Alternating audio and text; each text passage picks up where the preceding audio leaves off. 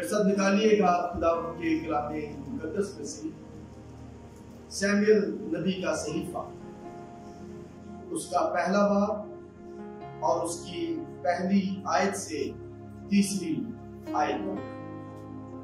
Bible मुकद्दस को खोलिएगा, जिसके पास Bible मुकद्दस है जरूर खोलें उसको। यहाँ पर लिखा है, इफ्राइम के कोहस्तानी मुल्क में रामादीन सुफीम का एक शख्स था जिसका नाम अल्काना। क्या नाम था? वो इफ्राइमी था और वो यरूहाम बिन एलहू बिन तूहू बिन सूफ का बेटा।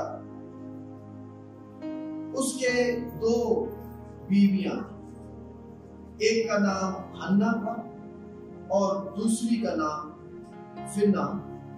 और फिन्ना के औलाद हुई पर हन्ना बे औलाद थी। ये शख्स हर साल अपने शहर से सिला में रबुल फाज के हुजूर सिजदा करने और कुर्बानी गुजराने को जाता है। और अगली आयत पर गौर कीजिएगा। और एली के दोनों बेटे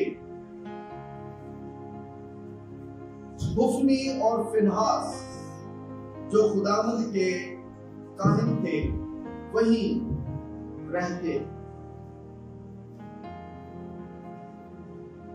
खुदा के पाक कलाम के पढ़े और सुने जाने पर उसकी बरकत। यहाँ पर आज मैं आपको हन्ना की कहानी नहीं सुना। आज जिस पर मैं चाहता हूं हम गौर करें, यहाँ पर तीसरी आयत में एक शख्स का जिक्र मिलता है जिसका नाम एली काहिन और उसके दो बेटे हुफनी और फिनहास। ये क्या थे? काहिन। एली जो था ये सरदार काहिन था और इसके दोनों बेटे हुफनी और फिनहास ये जो थे ये काहिन थे। और आज हम जिस मौजू पर बात करेंगे वो मौजू है एली काहिन के फर्जंद। एली के बारे में थोड़ा सा आपको बताता चलूं कि बनी इस्राइल की तारीख में 12 काजी गुजरे। कितने गुजरे हैं जी? 12 काजी बनी इस्राइल की तारीख में गुजरे। उस वक्त बनी इस्राइल पर बादशाह नहीं होते थे, उनके ऊपर काजी हुआ करते। और उन 12 काजियों में एली सरदार काहिन जो है इसका 9वां नंबर है। ये बनी इस्राइल पर 9वां काजी, जिसमें आप जानते हैं जदाउन, दबूरा और पेशमार, समसून और ये तकरीबन 12 काजी जो है वो गुजरे। तो बात यह है कि वो बनी इस्राइल का 40 साल तक काहिन रहा। कितने साल तक? 40 साल तक ना सिर्फ काहिन बल्कि बनी इस्राइल का काजी रहा। और 98 साल की उम्र में इसने वफात पाई। और वफात का आपको शायद ज्यादा लोगों को पता हो कि इसने अपने आप को मार दिया। इसको जब पता चला कि अहद का संदूक वो उनके हाथ से जाता रहा है, इसके दोनों बेटे जंग में मार दिए गए हैं, तो इसको एक बड़ा शौक लगा और इसने अपने आप को मार दिया। सो एली का मतलब है, जो इब्रानी नाम है इसका मतलब है बुलंद। एली का मतलब क्या है जी? बुलंद। और इसका एक और मतलब भी निकलता है मेरा खुदा, एलिवेटेड, हाई, बुलंद, और आगे है मेरा खुदा। ये एली के नाम का मतलब। सो उस वक्त अहद का संदूक जो था वो गैर कौमों के पास चला गया था। बनी इसराइल को शिकस्त हो गई थी, इसके बच्चे कत्ल हो गए थे, और फिर इसने 98 साल की उम्र में अपने आप को मार डाला। अब बात ये नहीं, बात आज हम इस पर करेंगे कि बनी इसराइल पर ये जो 200 साल तक काशी रही, छोटा पीरियड नहीं है, उनमें एक सरदार काहिन का, ये जो 9वां सरदार काहिन था, आज हम उसके करैक्टर पर बात करेंगे, और आज हम उस पर ज्यादा बात करेंगे उसके बेटों पर, कि उसके जो बेटे थे एली काहिन के, वो क्या थे। पहली बात, वो क्या थे जी? वो काहिन थे। वो क्या थे? वो काहिन थे। वो तो अगली बात है, वो शिविर, लेकिन वो क्या थे? वो काहिन थे, पादरी सन। अगर काहिन ना समझ आए तो उनका काम क्या था, वो क्या करते थे, उन्होंने क्या किया। अब मैं चाहता हूं कि थोड़ा सा हम बाइबल मुकद्दस को साथ साथ पढ़ते जाएं, और इस हवाले को भी अपने सामने रखें। कौन सा रखें? जिसके पास बाइबल मुकद्दस, कि उनका गुनाह क्या था, और उनके बाप एली का क्या गुनाह। दूसरा बाब निकाल लीजिएगा, मैं चाहता हूं कि इस पर हम बात करें थोड़ी सी। पहला सैमुएल, उसका दूसरा बाब, और उसकी हम देखेंगे 12 आयत से। निकाल लीजिएगा बाइबल मुकद्दस। मैं चाहता हूं कि आप आज इस पर गौर करें। दूसरा बाब और उसकी 12वीं आयत से, और लिखा है, और एली के बेटे बहुत शरीफ, ये काहिन, लेकिन थे क्या? वो शरीफ। गौर कीजिए, पहली जो बात उनकी जिंदगी में थे काहिन होते हुए, वो क्या थे जी? वो शरीफ। दूसरी बात, उन्होंने खुदावंद को ना पहचाना। ये तो पादरी, टाइटल तो लगा हुआ था, कहलाते तो मुबश्शिर, डीकन, एल्डर थे, और आज ये हम सब के लिए।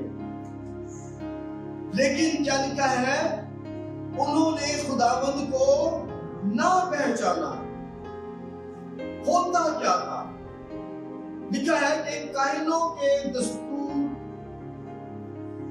लोगों के साथ ये थे, उनका जो तरीका था, उनका जो काम था, वो क्या था कि जब कोई कुर्बानी चढ़ाने जाता तो काहिन का नौकर वो बांधने के वक्त एक शाखा कांटा अपने हाथ में लिए हुए आता। हाँ जी, शाखा यानी केंद्र कंडे लगे, और उसको कड़ा या देगचे या हंडे या हांडी में डालता, क्या होता है, और जितना गोश्त उस कांटे में लग जाता उसे काहिन आग लेता। काहिन को क्या करता था? आग लेता था। लेकिन ये काम कब होता? कुर्बानी चढ़ाने से पेशतर। इससे पहले के खुदा की हुजूरी में कुर्बानी चढ़ाई जाती, वो क्या करते? कुर्बानी से पहले ही सब कुछ आप ही जाए, वो खुद ही ले। और यूं ही वो सिला में, सिला शहर का नाम है, सब इस्राएलियों से किया करते थे जो वहां आते थे। ये तीसरा काम है जो वो करते। अगली बात, बल्कि चर्बी जलाने से पहले काहिन का नौकर आ मौजूद होता, असिस्टेंट पादरी पहले ही पेट,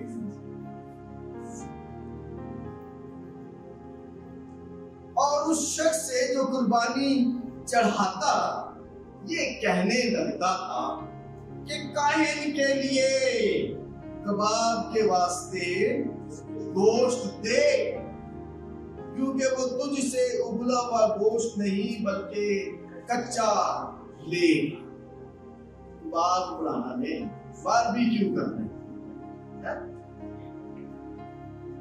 ये। और फिर एक और काम 16वीं आयत, और अगर वो शख्स ये कहता कि अभी वो चर्बी को जरूर जलाएंगे, तब जितना तेरा जी चाहे ले लेना, तो वो उसे जवाब देता नहीं, ऐ का मुबादज कर रहा है, नहीं, उसे जवाब देता नहीं, तू मुझे अभी दे, वरना मैं क्या करा, मैं छीन कर ले जाऊंगा। ये एली काहिनी के फरजान, मैं क्या करूंगा, छीन कर ले जाऊंगा। और आगे 17वीं आयत में लिखा है, सो उन जवानों का गुनाह खुदावंद के हुजूर बहुत बड़ा, क्या था जी, बड़ा। वजह क्या थी, नुकसान क्या था? नुकसान इसका क्या हो रहा था कि लोग कुर्बानी चढ़ाने से घिन करते, कराहियत करते, नहीं नहीं इस तरह से। ये नुकसान था, लोग घिन करने लगे कि कुर्बानी खुदा के लिए। और आज कलीसियाओं में भी ऐसे ही काम, ऐसी ही बातें, ऐसी ही हरकतें वकूफ पजीर होती है।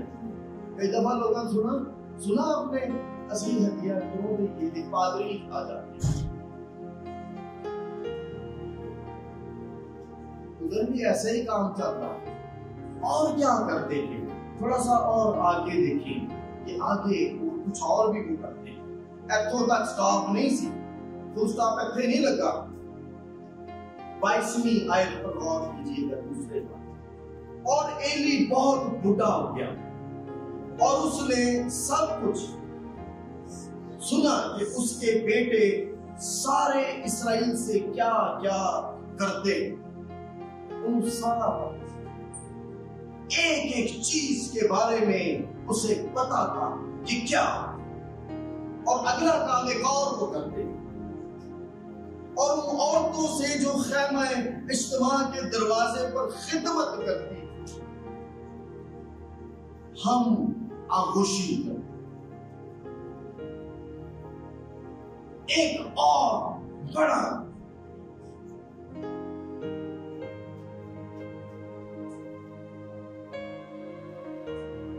इतना बड़ा गुनाह, एली काहिन के शरीर फर्जंद।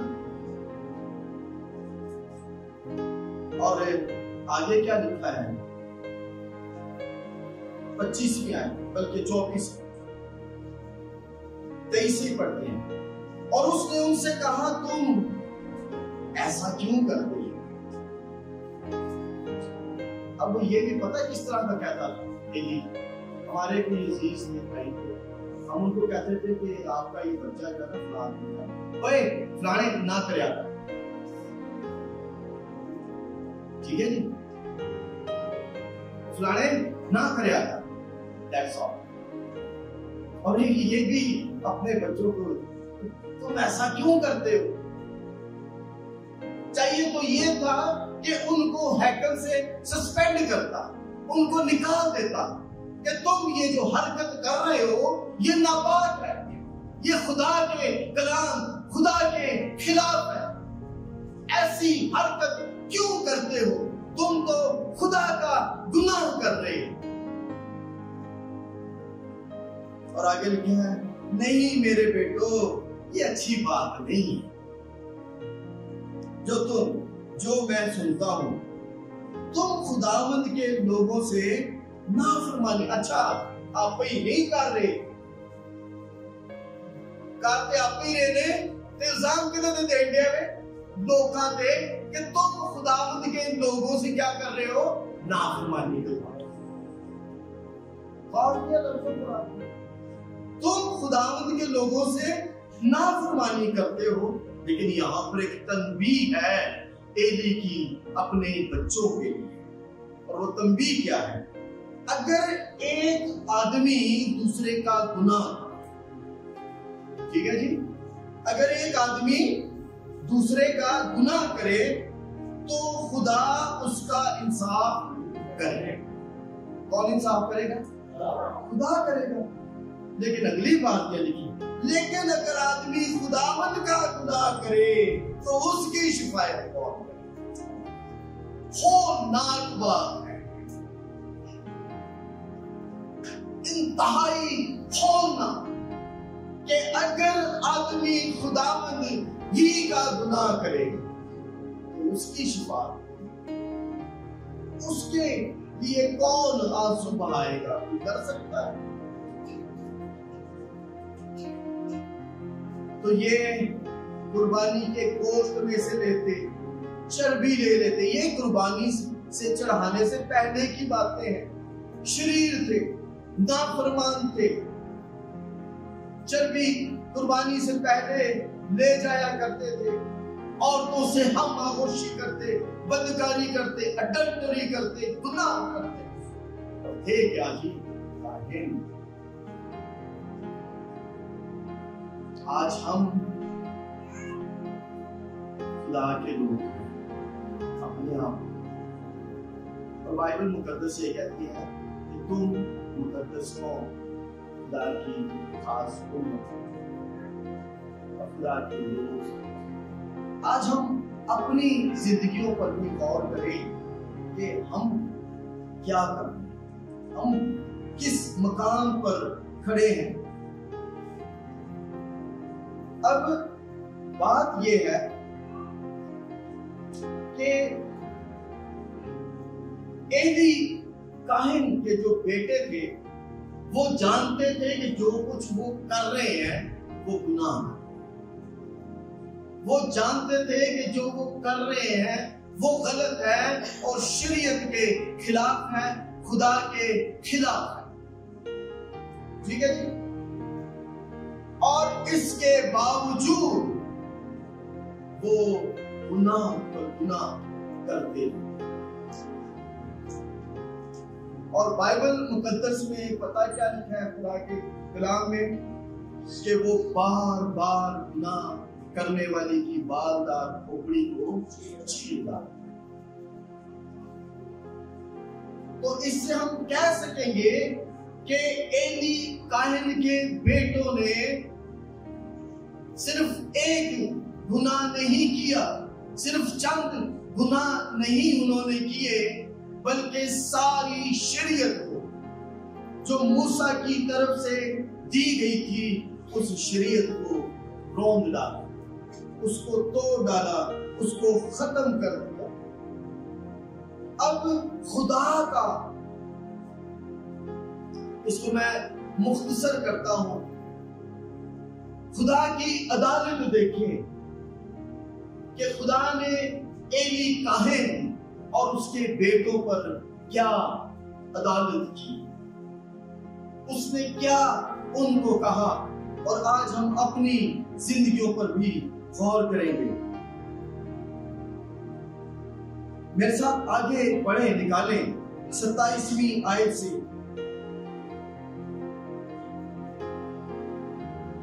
खुदा उनको क्या कहता है 27वीं आयत से, आप अपने वक्त में पढ़ लीजिएगा, लेकिन मैं 29वीं 29वीं आयत से पढ़ता हूं। खुदा एली काहन और उसके बेटों को क्या कहता है? हालेलुया। बस तुम क्यों मेरे उस ज़बीहे और हदिये को, जिनका हुक्म मैंने अपने मस्कन में दिया, क्या करते हो? लात मारते हो। क्यों? गौर कीजिएगा, औलाद वालों, इस पर गौर करें। और क्यों तुम अपने बेटों की मुझसे ज्यादा इज्जत करता है? ये कौन कह रहा है जी? खुदा कह रहा है। और किसको कह रहा है? एली काहन को कह रहा है कि क्यों तू अपने बेटों की मुझसे ज्यादा इज्जत करता है। इसका मतलब ये हुआ कि एली ने अपनी औलाद की तरबियत नहीं की, एली ने अपने बच्चों को तंबीह नहीं की, एली ने अपने बच्चों को खुदा का खौफ नहीं सिखाया।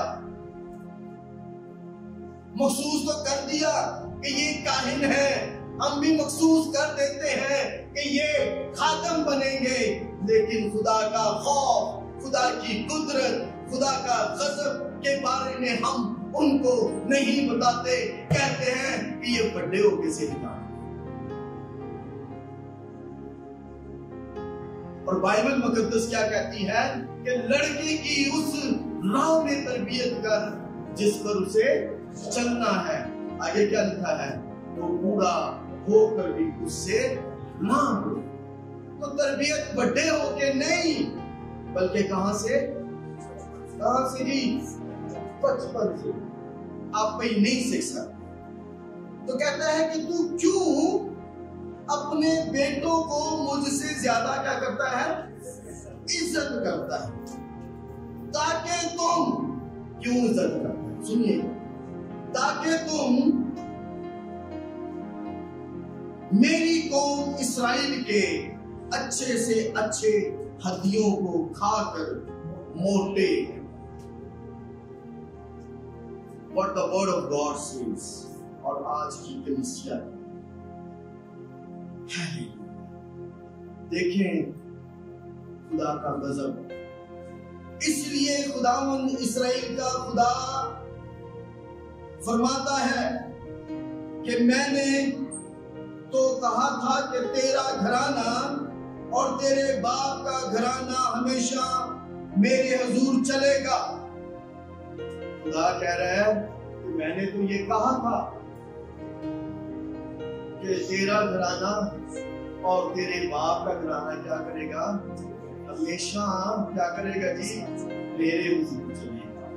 आज भी पाने की जरूरत है। बड़े सख्त लफ्ज़ है खुदा का कलाम कह रहा है।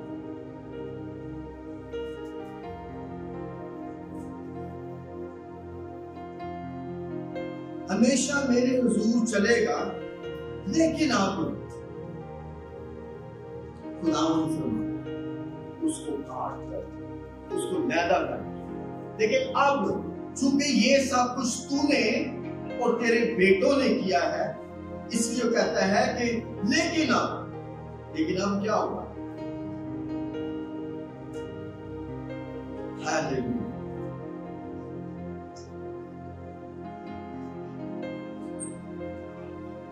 लेकिन खुदा फरमाता है कि बात मुझसे दूर। क्या हो जी? ये बात मुझसे दूर हो, क्योंकि वो, ये एक बड़ी बात है, वो जो मेरी इज्जत करते हैं मैं उनकी इज्जत नहीं करता। जड़े तुम्हारी इबादत नहीं, बल्कि लिखा है जो मेरी इज्जत करते हैं। आज हम हदियों को, खुदा की हुई बरकत को कहां कैसे इस्तेमाल कर रहे हैं जो खुदा ने हमें दिया है। और जो मेरी, लिखा है ये बात मुझसे दूर हो, जो मेरी इज्जत करते हैं मैं उनकी इज्जत करूंगा, पर वो जो मेरी तहकीर करते हैं। तहकीर का क्या मतलब होता है? हकारत। वो जो खुदा की हकारत करते हैं, बेकद्र हो। बेकद्र का क्या मतलब है? उनकी कोई कद्र नहीं। वो ਐਵੇਂ ਅਸੀਂ ਕਹਿੰਦੇ ਨਾ ਲੰਗੂ ਲਾ ਚੁੱਕੇ बेकदर हो। और देखें खुदा अपना गजब अपना हाथ कैसे उठाए। और देख वो दिन आते हैं कि मैं तेरा बाजू और तेरे बाप के घराने का बाजू काट डालूंगा। बाजू किसको कहते हैं? नस्ल की बात। आपका दाया बाजू भी और बाया कहना बावा की गल नहीं होगी। यानी तेरा बाजू कटेगा तो किसका बाजू कटेगा? बाप के घराने। बाप के घराने का मतलब है तुझे मैं काट डालूंगा, और तेरा बाजू का मतलब है तेरी नस्ल को भी काट। आगे लिखा है, और देख वो दिन आते हैं कि मैं तेरा बाजू और तेरे बाप के घराने का बाजू क्या करूंगा? काट डालूंगा, ताकि तेरे घर में कोई बूढ़ा होने ना, तेरे घर में कोई बूढ़ा ना हो, और तू मेरे मस्कन की मुसीबत देखेगा। बावजूद उस सारी दौलत के जो खुदावंद इसराइल को देगा, और तेरे घर में कभी कोई बूढ़ा ना होना। जवानी मेरी तेरी नस्ल को, फर्जंदों को खुदा की सवालिया निशान।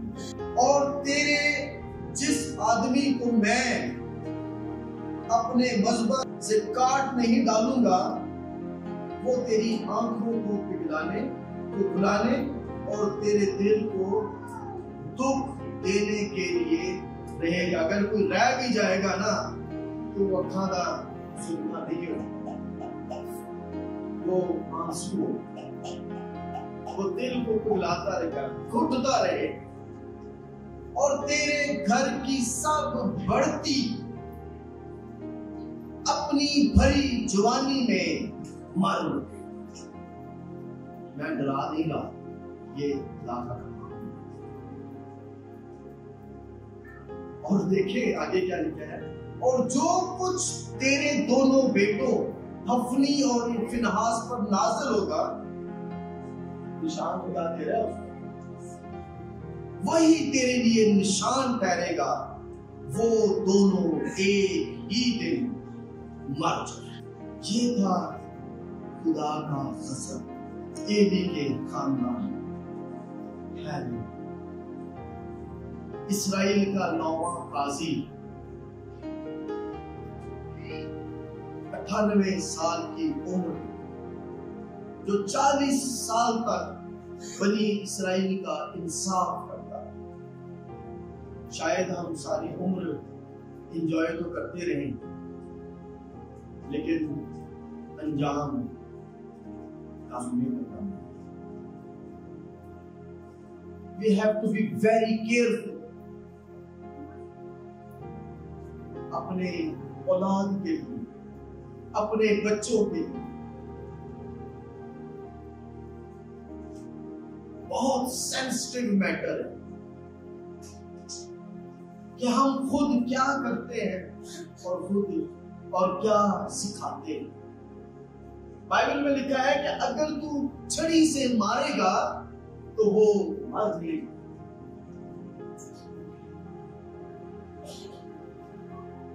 और बाइबल मुकद्दस में एक और बात लिखी है मिसाल की किताब में, जो लड़का बेतरबियत छोड़ दिया जाता है वो अपनी मां को रुसवा।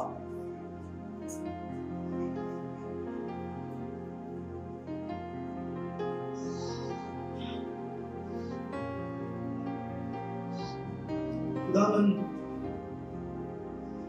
आज हम सबसे कलाम में हमें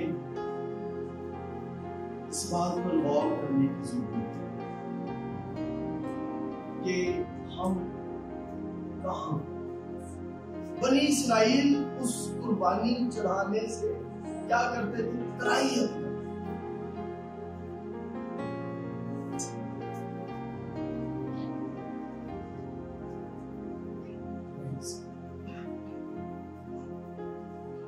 बाइबल कहती है कि तुम शाही काहिनों का फिरका। ये किसको कहा? पादरियों को कहा है? किसको कहा है? ईमानदार, शाही काहिनों का फिरका, मुकद्दस कौम, और एक ऐसी उम्मत हो जो खुदा की खास मिल्कियत, खुदा की मिल्कियत का क्या होता है? प्रॉपर्टी। शायद हम ये कहकर अपने आप को तसल्ली दे रहे हैं ये तो काहिनों के लिए, लेकिन बाइबल में हम सब कहते हैं कि तुम शाही काहिनों का फिरका, यानी उस नस्ल में से, उस फिरके में से, उसकी मिल्कियत हो। ये बातें हर एक ईमानदार की जिंदगी पर एप्लीकेबल है। इनका अतलाक होता है कि हम अपनी जिंदगियों पर गौर करें। उनको पता था कि ये क्या कर रहे हैं, वो उसके बेटे गुनाह कर, इसके बावजूद वो करते जाते। और मैं आज आपको बताऊं, आज हमारी हालत भी कुछ ऐसी ही है। बावजूद इसके कि ये जानते हुए कि ये गुनाह है, हम करते जाते, गुनाह में बढ़ते जाते। और पता क्या करते हैं? खुदा के गज़ब को दाम।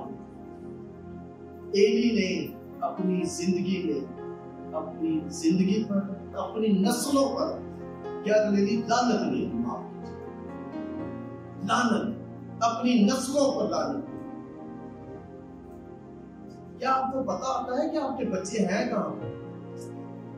आपके लड़के कहां पर है? सारा दिन सारी रात घूमते रहते हैं। कभी गौर किए? कुड़ियां तो अंदर बिठा लेने हैं, कुछ कहां है? अच्छे किधर से हो गया? नेक्स्ट जनरेशन, अगली नस्ल। खुदा जो है वो तो नस्लों का खुदा है ना। उसने कहा कि मैं इब्राहिम का खुदा, इसहाक का खुदा, याकूब का, the God of generations। अगर वो नस्लों को बरकत देना जानता है तो नस्लों को लानत भी देना जानता है। उसको कहता है कि तेरे खानदान घराने में से कोई बुढ़ा ना होने का, और लेकिन अगर तू हो भी गया तो अखा का सुरमा नहीं होएगा। अखा दे ये ना दे गिरजे क्यों नहीं बच्चे तांगा, बच्चे रो रहे। मैं अक्सर कहता हूँ आज बच्चे रो रहे हैं, कल आप रोएंगे, कल आप।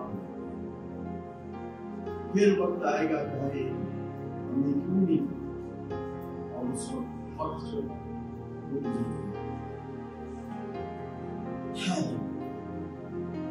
अगर मैं ये कहूं तो ये बेजा ना होगा कि आज हम भी किसी ना किसी जगह पर एली टाइम के बेटों की जगह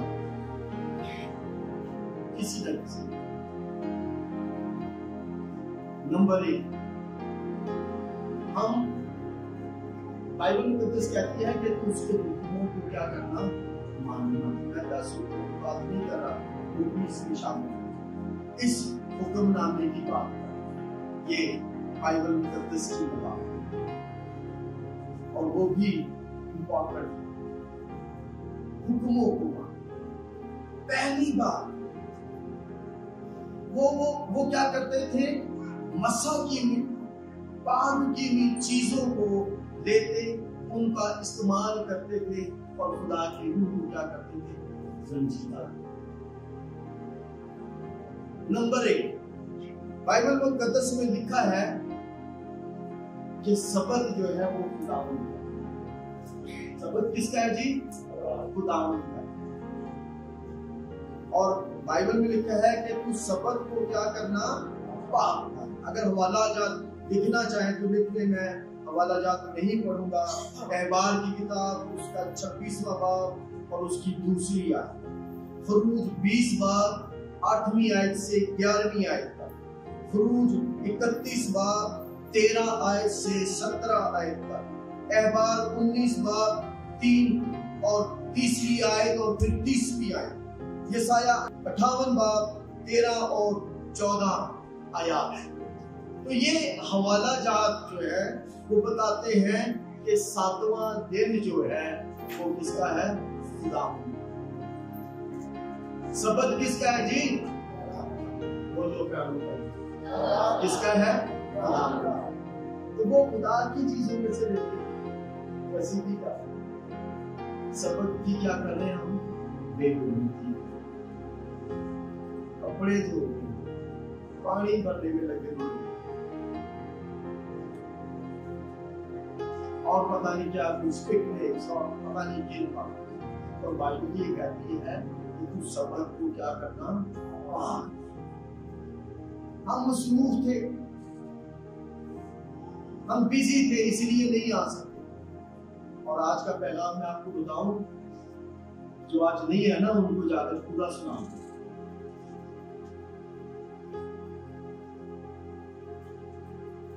सबत किसका है जी? खुदा का।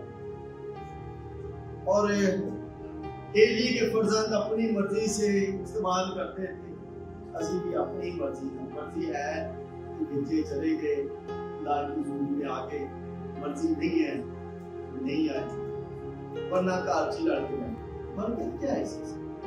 वो कहता है कि तू सबक को पाक मान और मैं क्या करूँगा? तुम खुदावंद अपने क्या करना? इबादत कर, तब वो देंगे रोटी और पानी को क्या करेगा? बरकत देगा और तेरी बीच से बीमारी को बीमारियां ना फंसे रहने और इसके साथ एक और वादा उम्र को। सबत किसका है जी? खुदावंद। एक और बात आगे बढ़ता हूँ, चंद एक बातें बहुत से चीजें हैं जो मैं डिस्कस करना चाहता हूँ, लेकिन चंद एक बात मैं और करूंगा। 10वां हिस्सा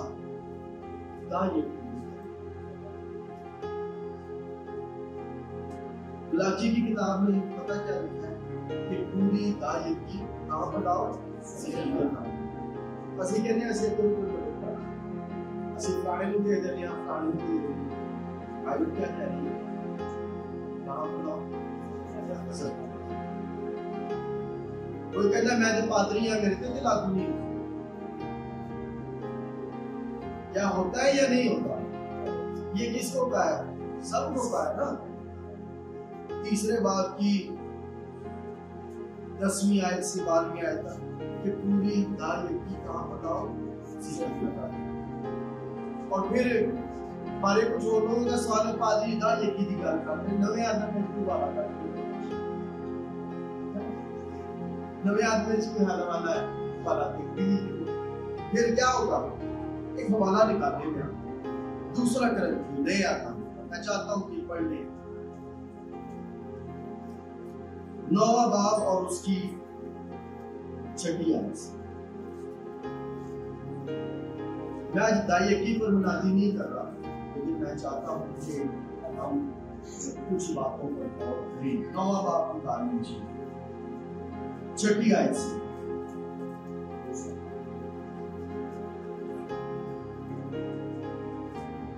क्या लिखा है? लेकिन बात यह है, ऊपर सारा पढ़ लीजिएगा, आपको इसका कॉन्टेक्स्ट मिल जाएगा। लेकिन बात यह है कि जो थोड़ा होता है वो क्या करेगा? थोड़ा काटेगा, और जो बहुत होता है वो बहुत काटेगा। जिस कदर हर एक ने अपने दिल में ठहराया है उसी कदर दे, ना दरेक करके और ना लाचारी से, क्योंकि खुदा खुशी से देने वाले को क्या करता है? अजीज रखता है, यानी उसको वो प्यार करता है, उसको मेरा अजीज रिश्तेदार बना दिया। और एक जगह पर मसीह ने कहा, मैं हमारा जाती नहीं जाऊँ, उसने कहा कि तुम पुदीने और जीरे पर तो दायित्व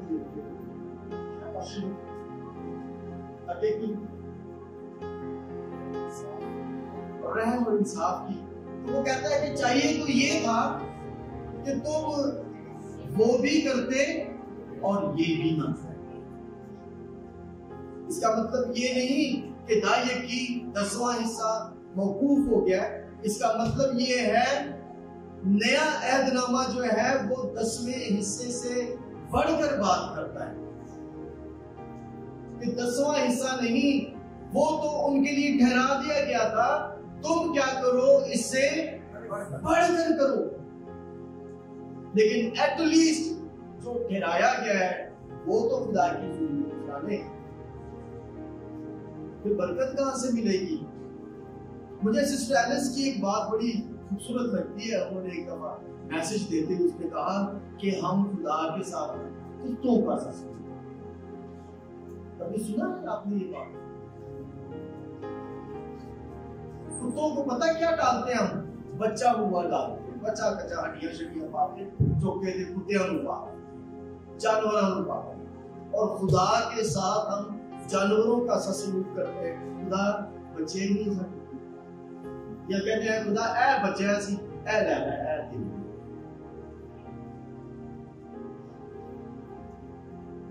खुदा को, और खुदा ने उसे क्या कहा था कि जो मेरी इज्जत करेगा, हमने पढ़ा ना एली के लिए कहा कि जो मेरी इज्जत करेगा उसको मैं इज्जत उसकी दास। मैं पढ़ लेता हूँ जब वाला फिर से देखिएगा।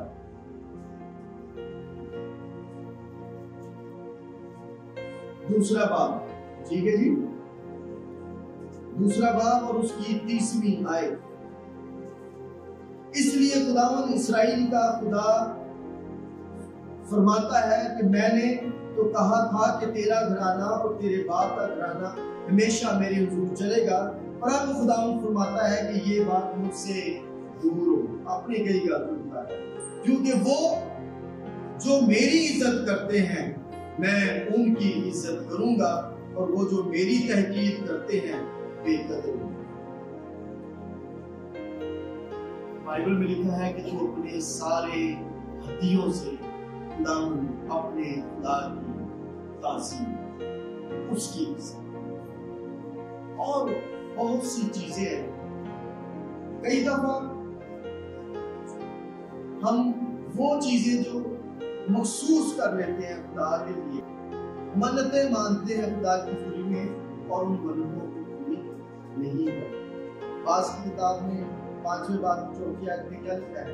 जब तू मन्नत माने उसके मानने में देर ना कर, क्योंकि वो अहम को खुश नहीं होता, तो अपनी मन्नत को क्या कर पूरा कर। ये मिन्नत को पूरा नहीं कर, मन्नत को।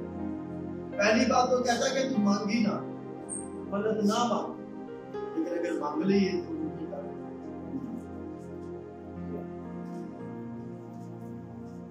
खुदा की हुजूरी में पेश कर।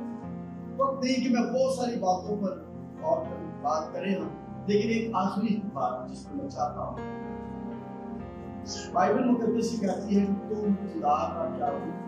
मुकद्दस। खुदा का क्या हो? घर। तुम खुदा के लिए मखसूस किए गए। हम यहाँ पर तो जुतियां लाना पसंद नहीं करते, इस हाल में जुतियों के बगैर आना पसंद नहीं करते। ये खुदा के लिए मखसूस की हुई जगह है, खुदा की हैकल है, लेकिन इस हैकल को पता नहीं कितना अबूज अबूदा।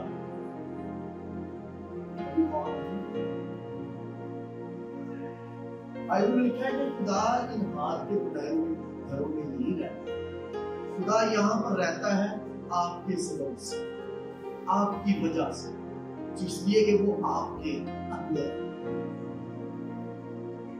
तो ये हमारी जिंदगी जो है ये क्या है जी? खुदा का मक़दस है। एक वक्त में हमने खुदा के साथ अहद किया, वादा किया कि खुदावंद मैं तेरे साथ चलूंगा, मैं तेरे साथ चलूंगा, और आज हम उस वादे को हम भूल गए। हम पता नहीं कहां कहां चल रहे, हम पता नहीं किस किस की पूजा कर रहे। बाइबल में लिखा है कि लालच इफ्सियों के खाते में लिखा है कि लालच जो है वो बुत परस्ती हो रहा है। पता नहीं क्यों यीशु मसीह से कहा लोगों ने कि तेरे शागिर्द जो है वो हाथ धोए बगैर क्या करते हैं कि खाना खाते हैं। अच्छा, यीशु ने कहा था कि जो अंदर जाता है वो इंसान नापाक नहीं बल्कि जो अंदर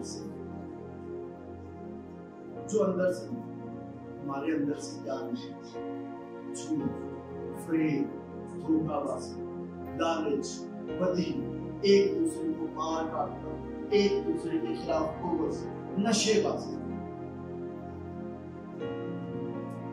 सड़कों पर गलियों में नशों में पड़े होते हैं, मेरी भी करने से दाल है।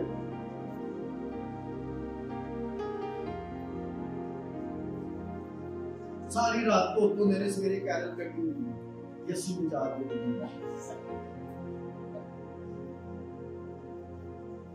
और स्टेजेस पर गा रहे होते।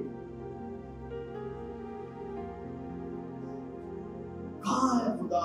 रोंद रहे हैं अपनी हरकतों से खुदा, अपने कामों से, अपनी बातों से। रीटा सुबह बात कर रही थी, वो कहता है कि अगर मैं खुदा हूं तो क्या है जी, मेरी इज्जत कहां है? एक लम्हा फिक्रिया सिर्फ गिरजा बना लेना, गिरजे आ जाना, इबादत कर लेना नहीं, बल्कि ये सत्संग कंटिन्यूअस फरमा पड़ता है। एली का है कि फर्जंदों को याद रखिए। आइए खुदा के कलाम की बातों पर गौर करें, अपनी जिंदगियों पर कि हम किस मुकाम